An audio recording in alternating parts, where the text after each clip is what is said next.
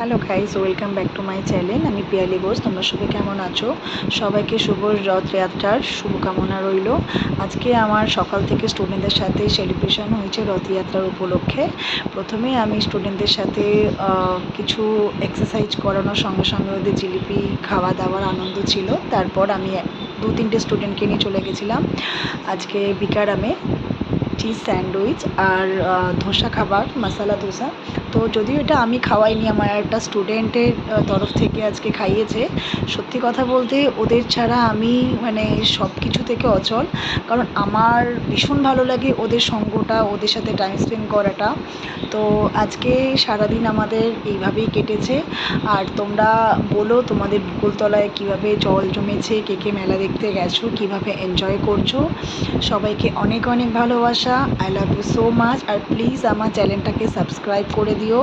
তোমরা সবাই ভালো থাকো। Tata, by.